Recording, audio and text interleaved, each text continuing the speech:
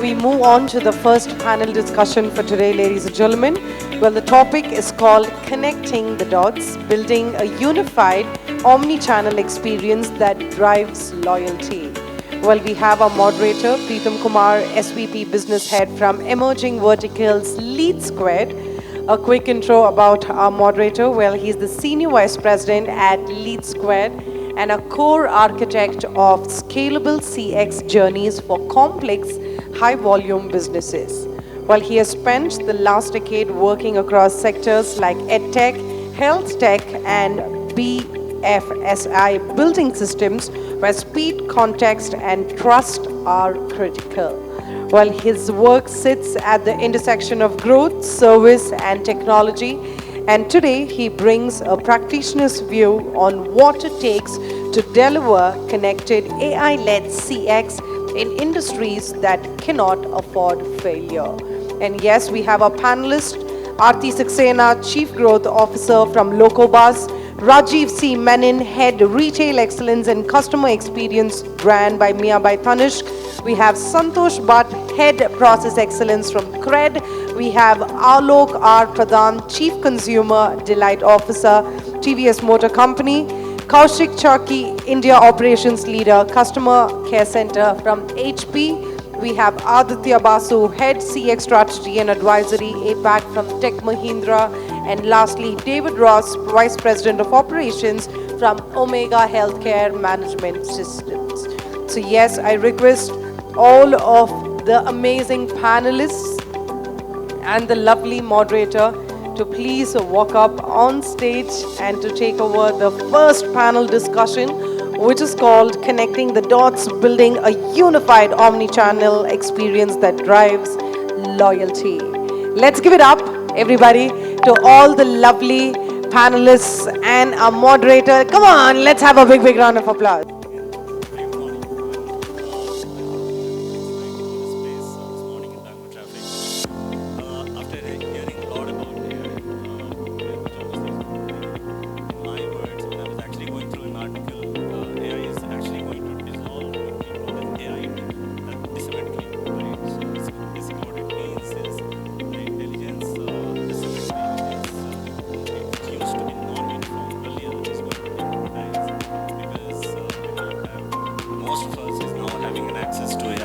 And which is going to basically resolve the AI asymmetry.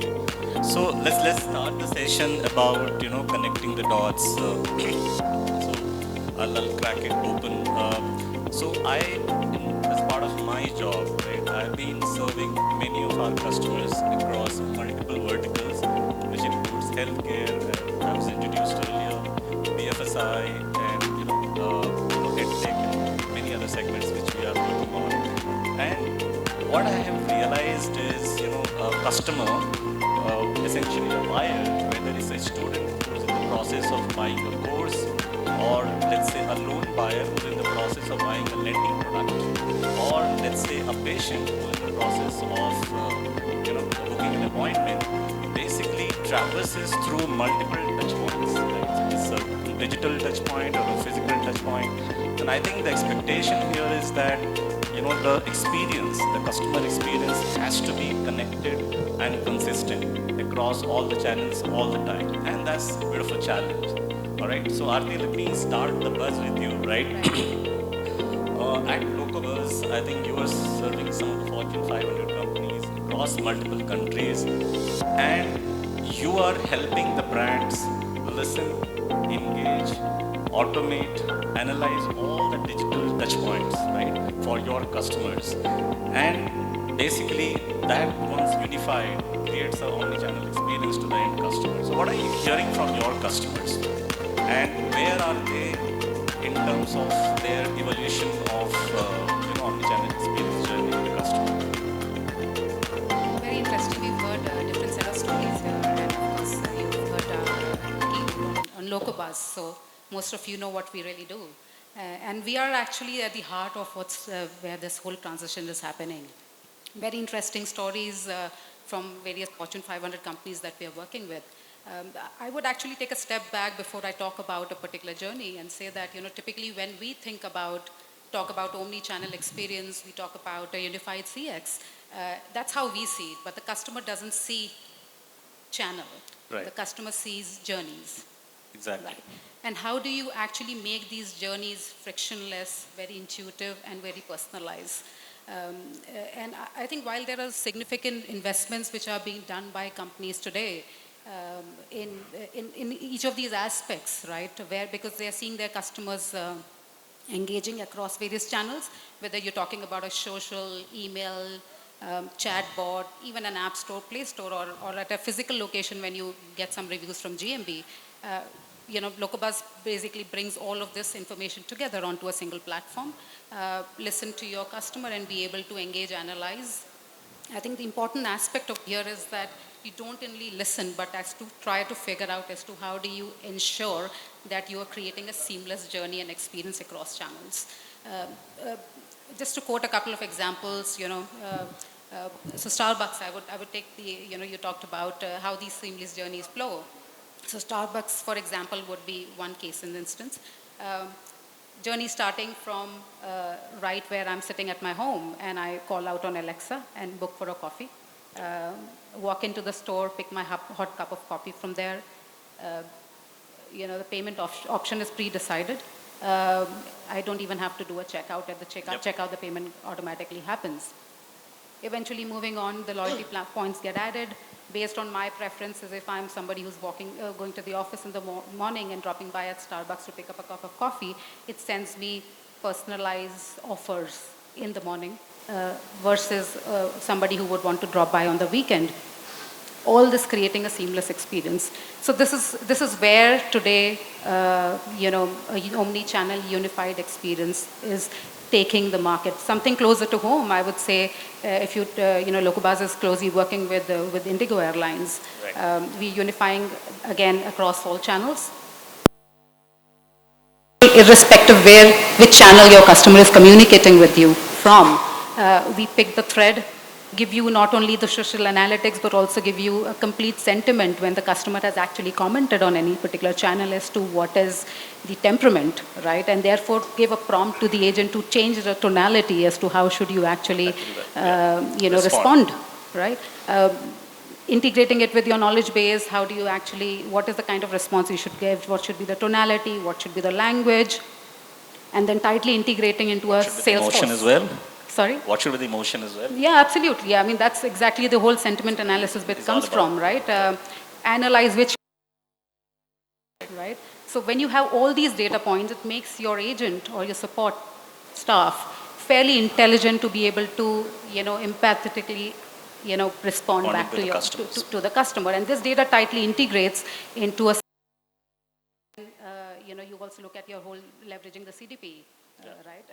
So that's one of the journey which I could talk about.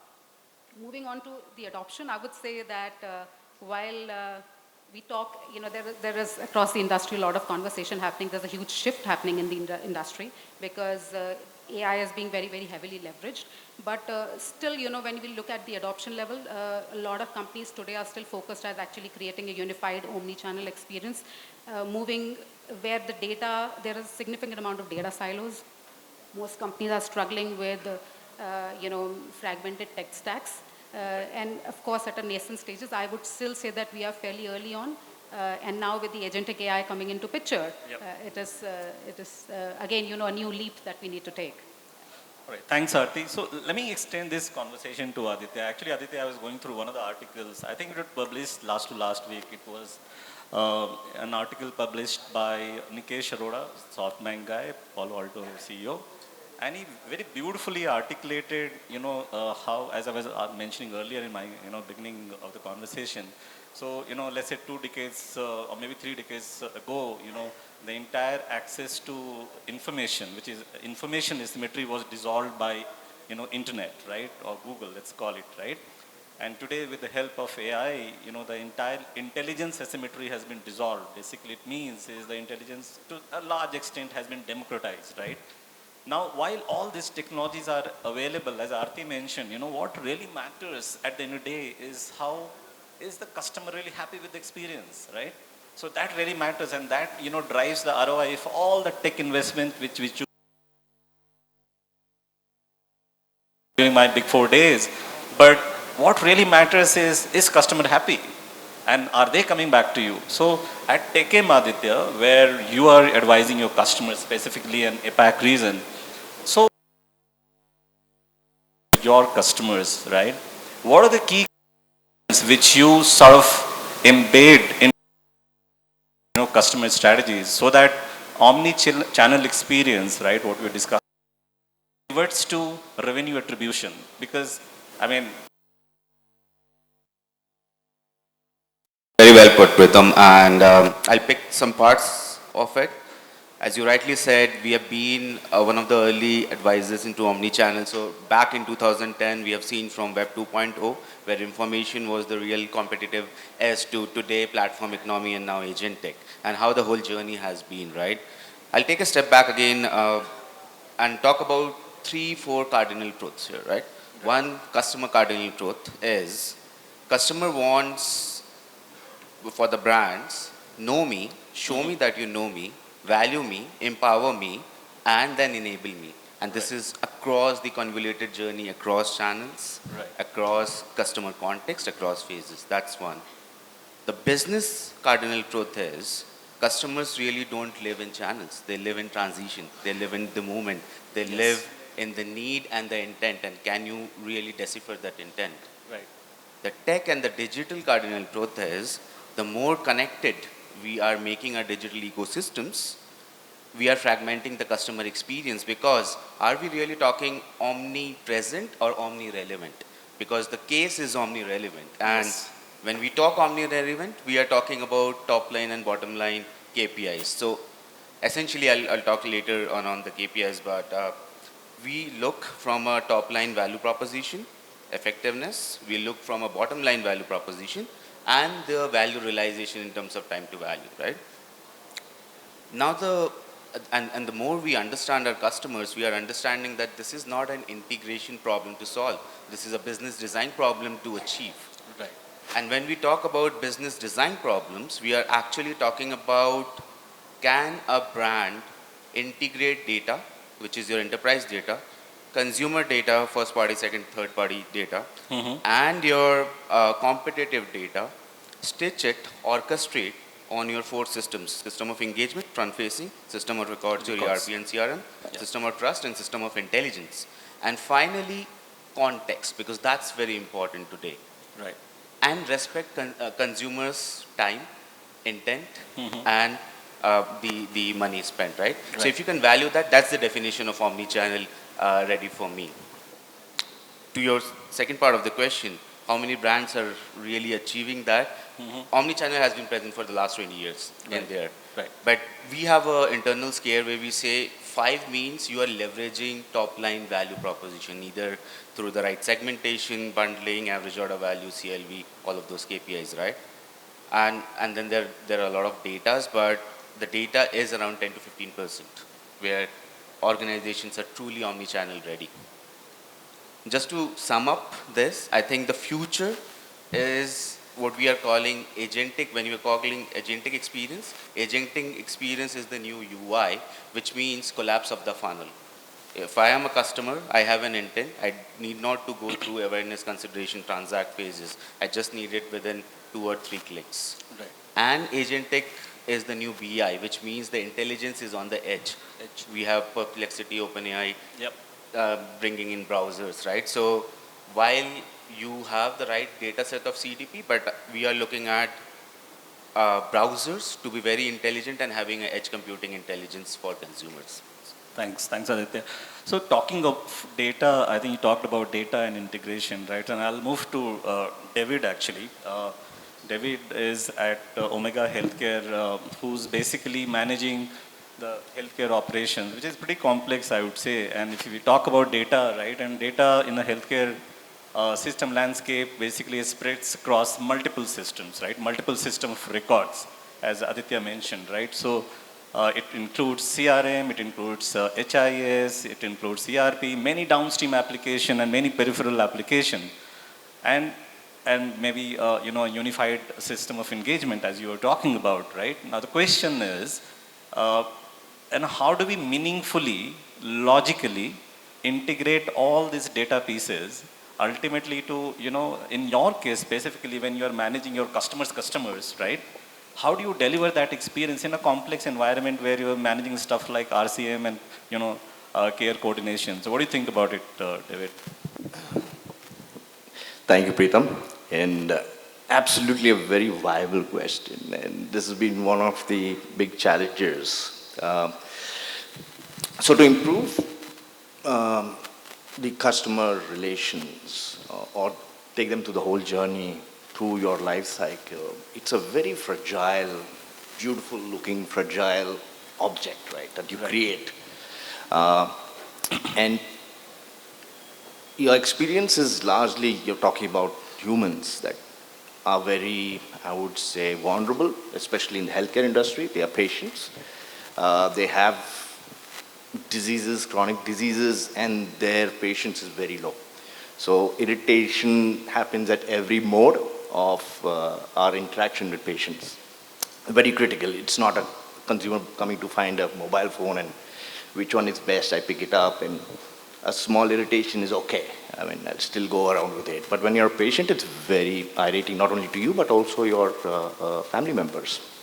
Now, keeping that in cognizance, we need to ensure that this fragile balloon, I would say, of our customer experience, of a brand, is very critical and can burst at any point in time through the whole journey. So we look at it as a journey.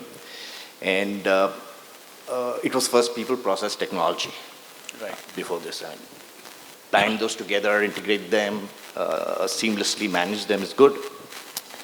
Now with AI coming in the picture, data becomes one of the additional factors. So now it becomes 5 for us. It's people, process, technology, data, and lastly is compliance. So now we have to cognitively look at all these 5 to be able to seamlessly get them together. Why data? As you very rightly said, Pritam, is data so fragmented.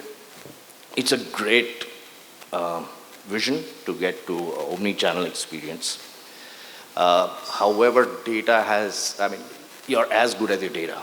And in healthcare, it's so segmented across businesses, across each we have multiple tools that we use, right? We have the clearinghouses, we have the practice management systems, EHRs, all these systems together.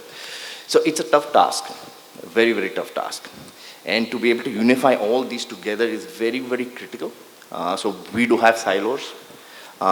We do run through challenges of legacy systems. The challenges are all these systems now don't have a very unique identifier. So Mr. David Ross, let me not say that. So let's say patient X with X starts his journey from the appointment setting to the first engagement right till he owes us some money at the end of it because of the responsibility. And we need to ensure that each of these systems need to come together. Now, with this whole AI boom that's come together, it's very critical that we be able to first get all our data aligned to be able to experience, have the patient have that experience right from a reminder to a follow-up to ensure that he's coming on time, he's taking medications, he has the appointment, and right till his whole journey of billing and his responsibility at the end of it. So it's really, really critical to have every piece of the pie all together. It's costly. It's not easy, and you need to transform. So yesterday I saw a very interesting picture on LinkedIn that talked about, which is very realistic. We start with a good vision, and then we have this plane going to a country with agentic AI, and suddenly as it reaches, it sees high cost, high manpower, high this, high that, data integration, your compliance, your HIPAA, your high-tech, high-trust requirements, and it takes a U-turn, moves back. So we are in that journey. I feel this journey is not a very simple, just unite your data and get it done, but it's going to be a sequential journey of transformation in your data to be able to build this omni-channel that will leverage this capability of building that experience. Yeah, I mean, specifically in the context of healthcare, when obviously nobody wants to go to a healthcare provider, but it's a very important, it's a very sensitive environment where you very sensitively deliver the experience, right? So that they come back to you when once needed, right? So there are indeed challenges, David, as you mentioned, when you are managing the, I would say, to some extent, inconsistencies and challenges across multiple channels. So I'll move to actually Kaushik. Kaushik, in an environment like HP, where customer care operations, right, span across multiple channels like voice, bots, emails, service centers, right? And given the high volume of transactions which you have, it's indeed a challenge to provide a very seamless experience to the end customers. So how do you manage the disconnects? How do you manage the disconnects amongst the channels of service delivery or customer care, I would say? Great question, Pritam, and thanks everyone sharing their own insights. See, this is just a journey, and every day when we go across the roads, we meet hurdles, and we take that hurdles out and move and evolve. Say, for example, just near Hebbal, earlier this road was a bit smaller. Okay. Now it's getting widened, but is the traffic time getting shortened? Not really, because everyone is manifesting to go more and more. And maybe you will see 1,000 people standing there, 1,000 cars are standing there. Right. Okay, and there would be few others who are also trying to do it. Same goes with this omni-channel presence. Typically in HP world, I'll say, like we have lot of different customers from different segments. Home users, corporate users, then students, principals, agriculturists, lawyers, many people, and they cannot afford a downtime. Simple. So they will go and communicate to certain people, and that communication needs to go to somewhere. From there, the logistics starts up. Let's say today we are having this discussion. All of a sudden, the data which needs to come here, which you need to check and articulate to say, okay, Kaushik, you need to talk this. If that disappears, how can a human brain remember it? So the ecosystem of data transfer from one channel to the other is very precious. And then the downtimes, specifically during Saturdays and Sundays, like every IT companies will try to do some patch work, right? Where, let's say, we talked about Salesforce, right? They said they have their details. In fact, Locobuzz, let's say, you run one particular patch. And during that time, let's say I have 100K transactions happening. All 100K transactions will fall out. Right. And then you need to do a manual work. Then you need to articulate well back to that particular customer who is sitting and waiting for a update from this particular unit. That what is the status? There goes certain things wrong. Let's say people at Amazon, people buy a product, and someone was trying to talk about the guest speaking time, like how can I do an installation? Zepto person was trying to say. And how do you bridge it? After 2 or 3 days, someone will not wait, right? Someone has bought a printer and he or she wants to take a printout. He or she will try to go to a local shop. That needs to be prevented. And how we can do it, address it in a right seamless way. So we have evolved, but there are a lot ways we need to do it, integrating supply chain, field delivery centers, customer cares, because today we need to be also authentic. Yes. Because if I just message you, or any one of you, I message you. I don't trust you. You will not trust me. And it can have a link which can lead to certain things. Your bank will be empty. Yep. So you will not even take my call. But I am trying to do a damage recovery. I am trying to call from a landline number. Yep. So those things needs to be articulated well and corrected. So it's an evolving journey, as I said, the Hebal flyover. Same way we need to articulate it. Amazing. Thank you. Thanks, Kaushik. Amazing evolution. I'll move to a slightly interesting segment of the customer. Rajiv, to you. And as I understand, Mia by Tanishq, the word Mia, as I understand, it has been derived from Italian dictionary, right? And what it really means is mine, me, right? And the whole brand philosophy, what you guys have, is about creating a personal statement, right? I think, can you share some of examples from the real world, right? How do you drive this personalization, which is your brand philosophy, given the fact that, and I think you have about 150 odd stores, Mia stores?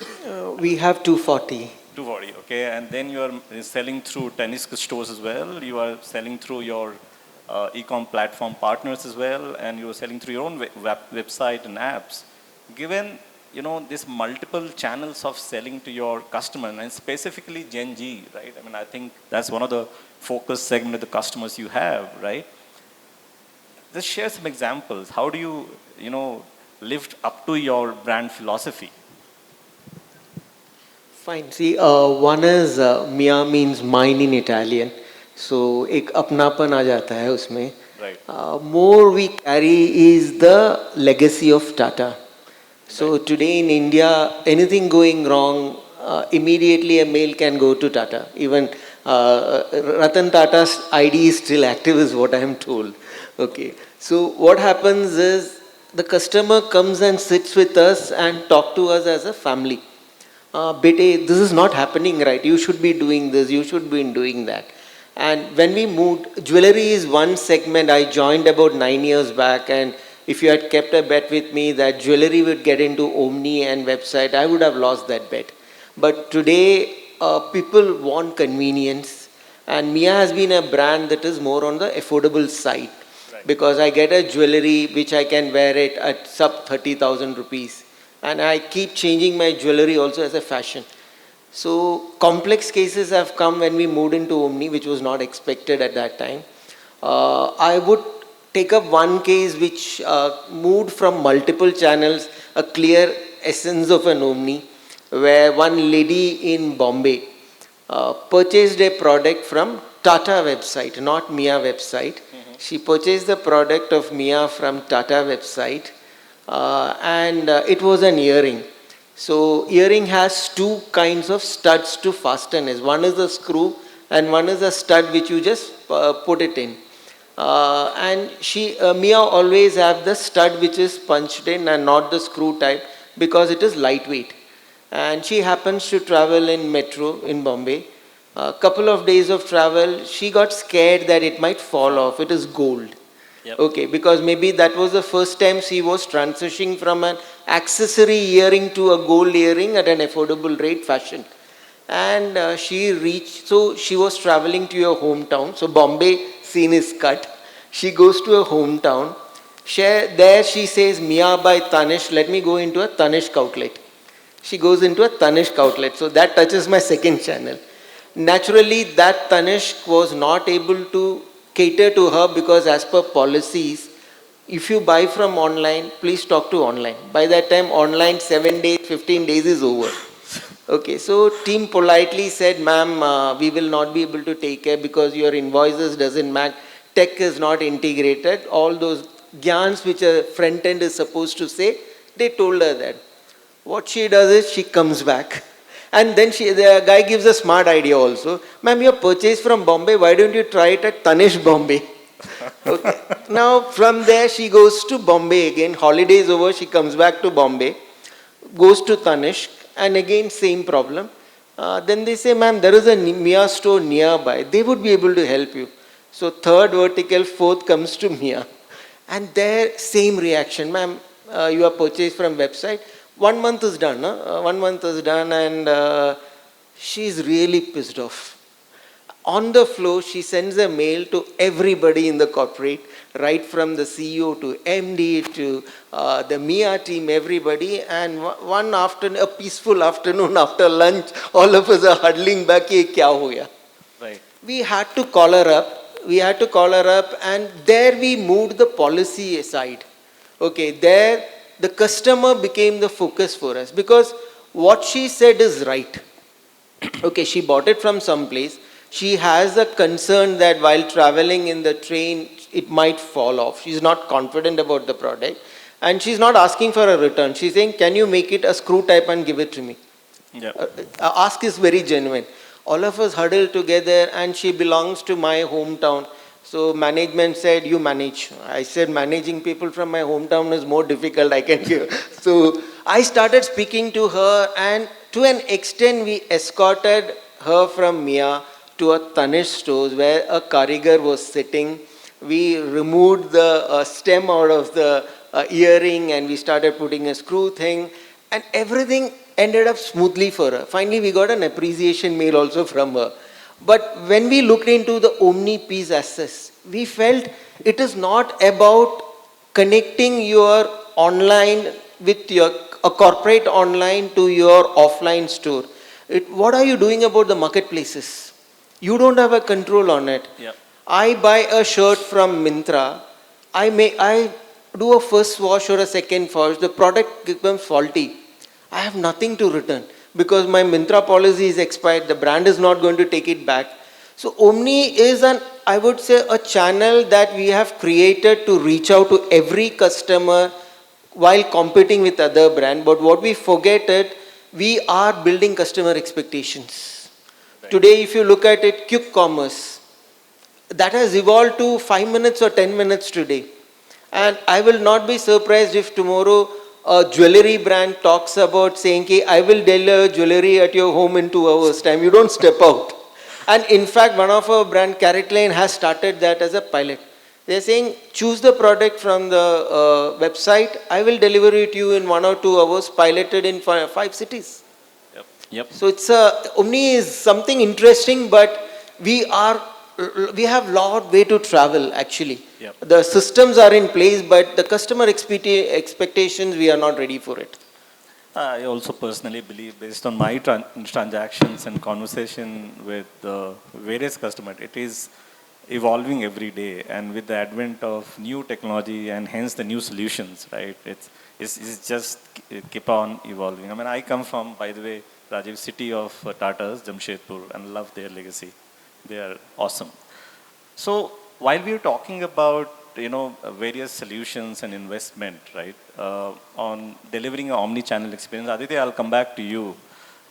In order to measure the effectiveness of omni-channel experience, as we discussed, what really matters is, it's good, we are devising the solution, but how do we measure it?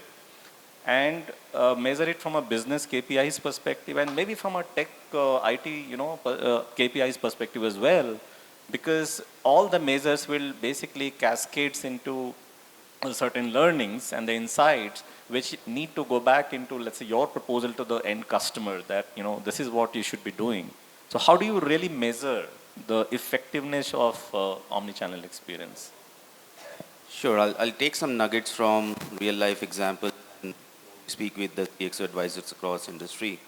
And one thing has stick, which is omni-channel is not a CX metrics, it's a business metric, which essentially means, so I'll take some practical example, right? When we speak, the client will say, my digital spend is roughly 10%, digital marketing spend is 10% of the overall IT, that's the benchmark. But why my revenue from digital is single digit, right? So one of our core problem statement was, can we move that single digit metric to a double digit metric, digital percentage of sales from a total percentage of sales.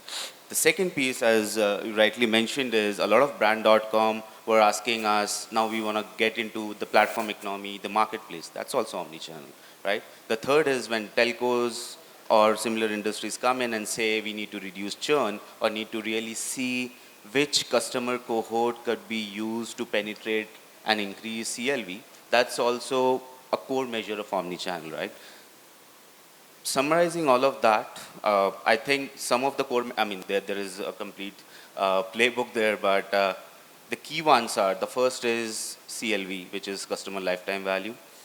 If we are truly omni-channel, we should be able to impact the customer lifetime value, essentially average order value and the timeline of the relationship. That's one. The second is the cross-channel attribution. The percentage of people who are coming from online to offline for the brands who have started D2C first and now moving into offline, and vice versa, right? The offline-centric which are getting into the D2C journey. Right. So that's second. The third, I would say, is we do a combination of NPS and customer effort score, which we call CES. The customer effort score is essentially what is the percentage of effort you took, either for buying the right product, service, or solving the right customer, right? And we double click into first call resolution and so on, right? From a balance card, organization balance card metric. We keep it simple for two. One is your experience ROI, which is essentially how are you generating ROI out of that multi-million dollar tech stack you have built in, right? What is the TCO? And then we double click into value realization of multiple platforms. We do integration, all of that. And the second biggest metrics we see is what we call an omnichannel readiness score, which is a cumulative weighted average of a lot of these things. Are we impacting CLV? Are we impacting AOV? Are we really changing unique users to repeat users? Do we really have a customer cohort which gives us 50 to 60% of the overall revenue? Because that's been what we understand. Your core customers will always give you the major chunk of revenue. Yep. Yeah. That's about it, I think. Yeah, so I'll pick it up from there. So if we are talking about customer segmentation, so let's talk about CDP, and I think we discussed in the last conversation as well. So I'll come to you for Cred Santosh. I think Cred works at the intersection of various dimensions, right? Fintech, lifestyle, rewards, and basically commerce, right? And you basically deal with a very specific set of customers, with the CIBIL criteria, etc. Now, the segmentation of the customers, what we just talked about, which essentially I believe, as I understand, CDP help you resolve or basically gives you a tool. It's a powerful tool to draw that segmentation of the customer, and hence your ability to devise your hyper personalized journeys, right? That improves. How do you see CDP playing a role in terms of delivering an omni-channel experience? Santosh. Thanks for the question, Pritam. So it's a very interesting question. See, you talked about fintechs, right? So the danger, the fintechs are a completely online channel. And the danger is that you become a faceless entity to the customer whenever the customer, let's say, needs to reach out. So CDPs or customer data platforms help you to mitigate this. The way we do it is we are able to get various sources of data, combine them, integrate them. These sources of data could be, let's take an example of lending. A customer takes a loan from you, and then during the onboarding journey, the customer faces some issues. Then post that, let's say the customer has reached out for some documentation, or there is a collection related contact that he has, or he has reached out to customer support. Now, when he reaches out to customer support, how do you take all of these various sources of data and combine them and provide a unified view to the agent who is assisting the customer? So that is where customer data platforms are very important. Especially now, also if we talk about an interconnected world, right? So let's say a customer is writing a post on social media, and now that needs to trigger a workflow internally, create a ticket internally. Somebody needs to get all the relevant information and handle the customer query. So for that, these CDP or customer data platforms, using the backend of API integration, is able to provide a much more richer experience for the customer as well as for the customer support agent. Also, the major thing is nobody likes to talk to customer support, right? So the best customer experience is you don't need to reach out to support. So the way to do that is to build a rich enough profile, rich enough data from, as I said, all touch points, and identify what are the various pain points in a customer's journey, and then build your entire action plan to address those pain points so that the customer does not even need to reach out to support. You are having those triggers internally or those alerts internally to show that whenever something breaks down, let's say we classify this as a defect. So customer has various transactions on your platform, right? He may be taking a loan with you, he may be doing a payment, he may be buying an insurance product, or he may be claiming a reward. And now we define what could go wrong in each of these scenarios and what could be a potential defect. And we have those instrumented. So our internal systems are capable enough to identify when a defect occurs, and then immediately a trigger gets generated to the internal team to go and remediate the issue without the customer having to reach out to us. And I think that is the goal for us as well. Is it helping you improve the LTV, as Aditya mentioned? LTV, I think, is one of the metrics. I think retention is a key metric for most businesses, especially for online businesses and businesses which are in a commoditized space, like payments business, for example, where you have plethora of options. So how do you retain the customer? How do you improve customer stickiness? So definitely these strategies help in retention and stickiness. I agree, even retention is a challenge for us as well, and that's the primary metric which we are following along with the LTV of the customer for any SaaS organization like us. So Kaushik, I'll come back to you. Given your delivery of omnichannel experience is also very complex. So what are the typical pitfalls in devising omnichannel strategies? Okay, great question, Pritam. So what I'll say is, let's say today, in a month I'll do around 1 million kind of a transactions. In that, in that one, there will be at least bare minimum 8% fallout will be there, where we'll do customer recovery, which he just gave an example, right? And then we'll try to do customer advocacy, then bring certain nuances in the structure and all. But the major pitfall which I see is one entity talking to the other, and the data flows, and someone needs to really see that. Yes. Someone needs to go and articulate it out. Someone was trying to talk about it like a person, whoever enters, meets the security guard first. Right. And then that smile makes the journey elevated. Same way, our contact center is the first guard. No one will call anyone or send a mail or send anything if they're happy. They'll just not call and say, hey, I'm using your Myntra app, I'm very happy. No, they will only call you or contact you if they're unhappy. And that's where the churn starts. And if I don't retain that particular customer, they will take away another 100 customers, and that 100 will take millions. Yes. And that's the exact legacy continues. So everyone needs to talk to each other. Every platform needs to talk to each other. And the data needs to be retained. So those huddles helps. Those nuances, if we break it up as part of process excellence, just the way he was talking about it, we need to really invent ourselves again and again, every day. Because today our generation is becoming very fast. To our kids and all, they don't want to talk to us also. Because right. They already have those answers in LLM platforms. Though it's fake or not, God knows. But they are. So that's how the churn is. These are the pitfalls, and we all need to evolve, stay strong, handle it in a right way, and manage the change. Because we are the change catalyst. Right. Right. So, David, so let's talk about the execution part. I think that's where Kaushik was tending to. And let's talk about the employees who are actually responsible for delivering the omni-channel experience, right?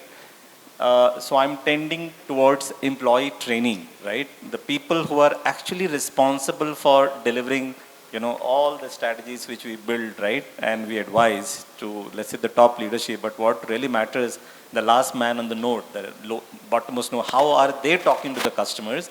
How are they delivering the experience? So given the complex environment, as we were discussing, in the last question you mentioned, you deal with RCM, revenue cycle management, billing, customer care coordination, claim settlement, and stuff like that. It's a very sensitive, environment, right? And there are, the essence of compliances as well, right? Throughout the journeys, when the patient journey is executed. How do you see this, the employee training, playing a role, a pivotal role, I would say, in delivering this omni-channel experience? And just, I just pair it up with attrition bit as well. How do you manage that? Because that really breaks and impacts the experience. And how do you sort of get ready one more time, right? And one more time, and one more time. Totally agree. Wonderful question. You position it so well. This basically gets that whole stack together. As I said, we have that 5, right? People, process, let's keep people out, but process, technology, data, compliance, these 4, let's say, all fall together. The whole delivery of it is people at the end of it. Because if people cannot deliver at that level, it's a waste. Certainly that I've gone through that, and we focus on 3 areas on people training. It's not only just one on delivery. It's basically when you're building the product, you need to have the right people that understand the technology and what is required, because we have burned our fingers consistently with just putting people in, get it done, and then when there's a whole learning curve that happens in the product, and it doesn't go live for a year or two because it's not built with that core understanding. So that is where training goes in place of getting the right resources to build the products and train the products from a SME perspective.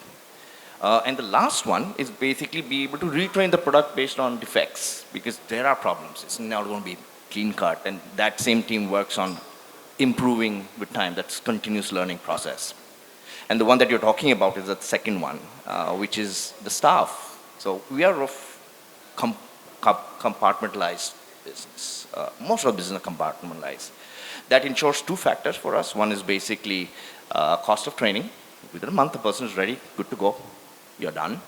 And basically, they're ready to go live. So I exactly know my cost is a month, and go live training period, and the life cycle is around 3 months to mature. Now with Omnichannel, things have changed. So I'll give you an example. I just, a reel that I saw, this lady comes in a Tesla to a mechanic shop, and she makes a ruckus and says, hey, there's a problem with my engine, I need to come in. She comes in first, and the engineer that's helping her out is not very versatile with, well-versed with electric engine, but he has the concept right. And then she opens the bonnet and says, there's no engine. What's the problem? I bought this car, no engine. And it was a whole 10-minute discussion, because he was not able to explain to her. So that's now coming back to what I'm saying is we need to train people across the board now. Now instead of a month, it's a 3-month training program to be able to build an omni-channel. So it is not that you have your tech stack ready, you're good to go, technology available. That's great. There's cost of training. The cost of people investment in getting to that level to be able to deliver that service. And might be in that case, tell her, ma'am, absolutely you got a Tesla, it's an electric vehicle, this is how it functions, and this is how it works. And you don't need an engine because you don't need to convert your gas into energy, kinetic energy, to be able to manage it. So that's what our struggle is. And now being able to get, I would say, an end-to-end understanding of the life cycle, which was compartmentalized before, takes time. So certainly training is a very, very important facet of this whole omni-channel, I feel. Agree, David. I think what really at the end matters is the execution, right? And that drives the result and ROI. So Arti, I'll come back to you.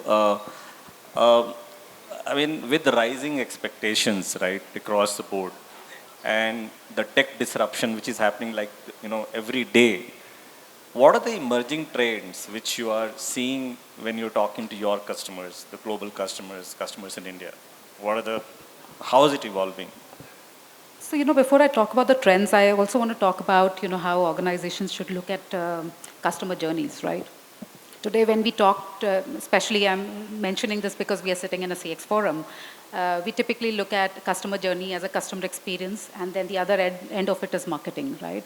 I think bridging the gap between the two within an organization can actually help build very seamless, frictionless journeys, right? So the trends would start to emerge from them. First and foremost, I would say that everybody across the panel would unilaterally agree that having a real-time 360-degree data of our customer is, I think, one of the most prominent emerging trends. So, the investments in CDPs, I think irrespective of what kind of organization, this is very critical data piece, and I think that's one of the key emerging trends. Even if it is a back end, I think that fuels the front end, right? Second being very hyper-personalized journeys. All of us have talked about it. I don't want to delve into it, but I think that's the other aspect, especially from a marketing standpoint. Third would be, how do you actually do predictive next best action, right? So that's the next, and a lot of organizations are today doing it. Like, for example, if, closer to home Myntra, right, where they are able to actually do customized home pages for their customers. So that's the next emerging trend that I would definitely want to highlight. And seamless customer engagement. Now again, the reason I'm mentioning seamless customer engagement, though it is very, very obvious, is that it is still a very, very fragmented journey across channels. And, we've heard about stories from here, and of course, each one of us experiences. So I think that's, even if omni-channel has existed for a long time, the true omni-channel experience is kind of yet to arrive, and because the customer expectation is also shifting. And last but not the least, right, huge investments in AI. Yep. I know that, most companies are today making their investments in AI, but in the last year and a half, agentic AI has totally transformed it. So autonomous AI is, I think, the way to go, and a lot of research which is talking about as to how this space is going to be transformed, and probably by 2029, as Gartner forecasts, almost 80% of our standard customer service will actually be through autonomous AI. So the next trend would be, how do you actually look at teams which are more hybrid? So, merging between your human AIs to your AI agents. So these are some of the key highlights, I think, which are really shaping up the industry. So sure, Arti will witness the evolution as we progress. So let's bring the loyalty bit, Rajiv, in the mix, right? Loyalty programs, in my view, is no longer a matter of points. It's a matter of recognition. It's a matter of reward rather, and it's a matter of consistency, right? So how do you see loyalty getting into this mix of omni-channel experience? Exactly as you said, loyalty is no longer points. It is how am I treated when I am coming to your brand.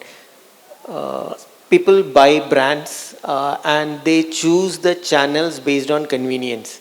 But end of the day, if I want to buy something, I know that this is what I'm going to buy.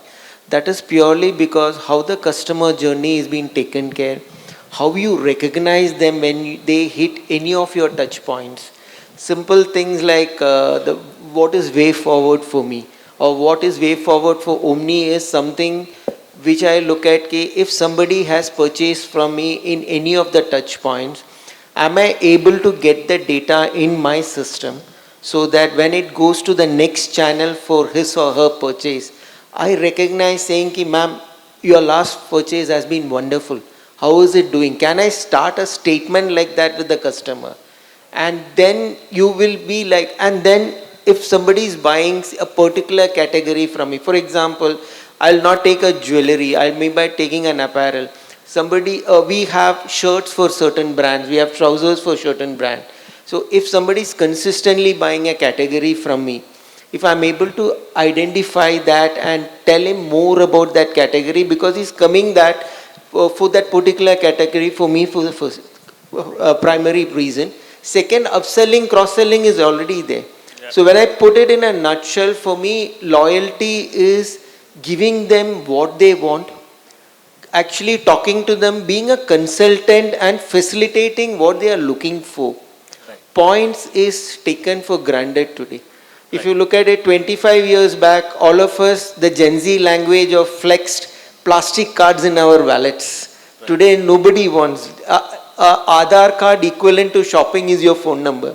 Right. I use my phone number. I should be treated saying, Acha, you are a platinum customer or you are a gold customer, because I don't want to carry that weight in my head. I want you to be told in front of other 3 customers, I'm super happy. I become a royal customer for you. Right. So loyalty is also changing because it's us humans who are creating all these things. So when we create an omni-channel, there is another segment who is saying, Ocha, I want more from this channel. Now you create more for me. This is never-ending process. Same thing goes with loyalty.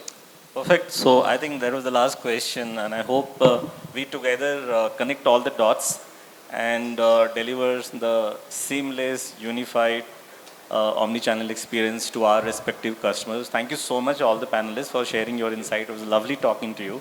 Thank you so much. Yeah. We have a token of appreciation. I request all of you to kindly stay back wherever you are.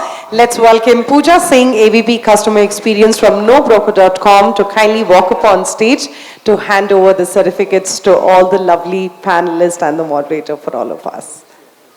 So yes, here we have Pritam Kumar from Leadsquared. Let's have a big round of applause. We have Aditya Basu from